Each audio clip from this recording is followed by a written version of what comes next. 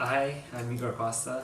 I was the 2012 World Champion, and I also got second place in 2014 and third place in 2015.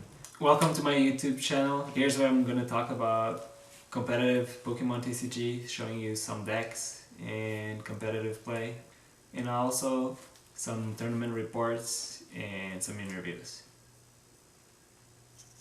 So I played a weird Waterbox list where I don't have a lot of the Waterbox decks. So I would call my deck Speed Toad instead, because I played 4 Toads just to get the turn 1 Quaking Punch, or either turn 1 Grenade Hammer. It's pretty good. Mostly just so I would start with Toad because it's a beefy Pokemon and usually they don't knock it out. And I also played 3 Shamans, so I would set up in the beginning.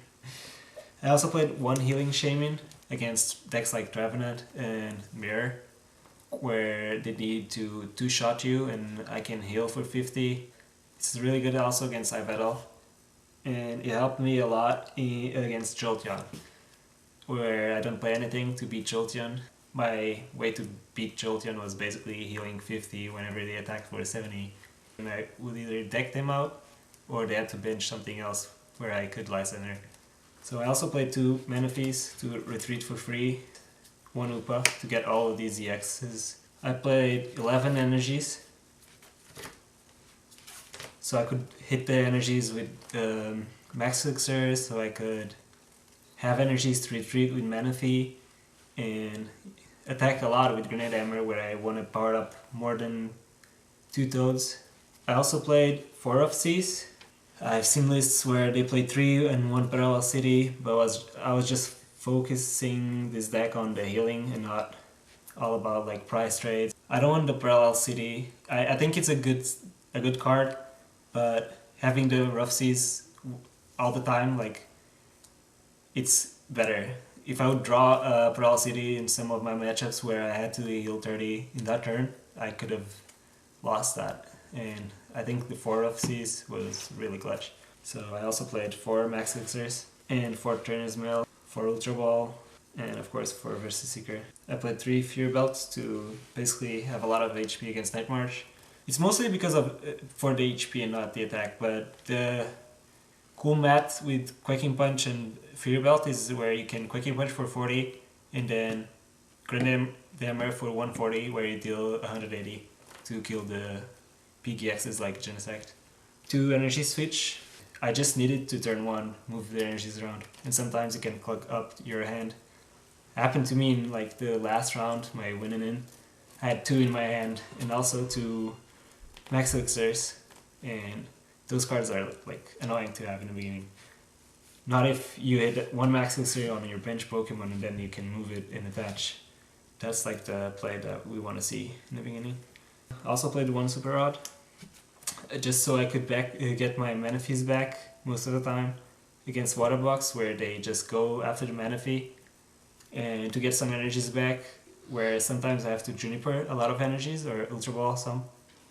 And it's also really good to get Shamans back when you have to discard them early on, and you can just set up again.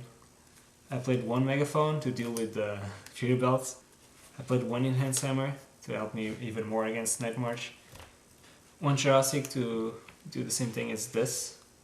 1 AZ, so I could like heal twice with my Shaman, take some free prizes out of the board later on in the game, or even AZ like a stuck Pokemon if I didn't have that energy, or reuse also set up. 2 Lysanders, so I could like get those knockouts on the bench, or even Quaking Punch lock something. 2 N, only 2 because I felt like I had such a good matchup against the decks that I need N, like Night March. And 4 Sycamore, so I could like have a consistent draw all the time. And that's it for my list. I decided to play this deck because I felt like Night March and Trevenant were like the big decks. The decks to beat Worlds and Nationals, and I felt like the other decks like Ivettle, I had a really good matchups against Ivettle and Manectric too, and it's a safe choice picking trainer lock because I can shut off half of my opponent's deck. Usually decks play more than 30 trainers and with supporters also. I started 3-0, that was pretty good, but then I tied against the metal on round 4 and I lost in round 5. And then I had to win all my next rounds to make it to the 2 Worlds. And I ended up losing in my very last round, round 8, in my win and in. I played against Ivel round 1, and then Mega Manetric with Jolteon round 2, where he just had the Jolteons on, but I was able to beat him because of this card. And round 3 I played on stage, not on stage, I mean on the streaming area, but they didn't stream my game, it was like one of the back tables. I played against Jolteon Vileplume, and I also won 2-0 against my opponent. And round 4, as I said, I played against Metal, and that didn't win that well. I could have won game 3 because he had 3 Bronzors prized, but we didn't have enough time to play that match out. Round 5 I ended up losing against the same deck, but my opponent had Articuno and he put me asleep after I Grenade Hammer his Toad before him. And I stayed asleep for like 3 turns or 5, where he ended up healing his Toad with Rough Seas and Grenade Hammering my Toad twice for a knockout, and then he lies under my mana fee for the other 2 prizes, and he got I ended him and he got Lysander again out of 2 cards. So round 6 I played against Night March, that was a pretty good matchup, so I ended up winning 2-0. Round 7 I played against, let me check, Vileplume Carbon, and that was a tough matchup because I don't have any Nunyaxes and I don't have X-Maniac, but I also won 2-0 actually because he ended up scooping the second one. In round 8 I played against Metal again, where that's not a good matchup for me, at least I didn't feel like it. He won game 1, I won game 2 because I got like 5 Lysanders. In game 3 I dead through the entire game with 1 Pokemon. I mean, not the entire game because it was like 3 turns and that was it.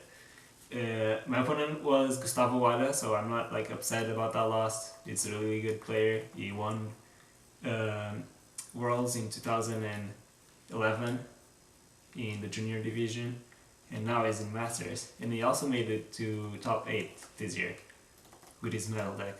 So I'll be doing an interview with him and I'll show you guys his list. Besides day 1, I was like happy with the event. I had a lot of fun with people, hanging out and seeing all of my friends from Portugal again. Thanks for watching, and I'll see you next time.